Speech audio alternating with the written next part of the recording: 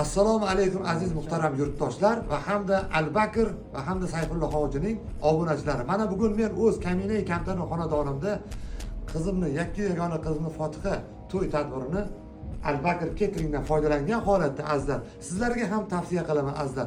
Sizlarning ham xonadoningizda shodmon shodiyona kunlarda dasturxonning ko'rki, mehmonlarni kutib olish jarayonlarida biz hamkorlikda sizning xonadoningizda xizmatda bo'lamiz. Sog' bo'ling, salomat bo'ling. Oilangiz bilan salomat bo'lishga majbursiz. Mustaqil yangi O'zbekiston.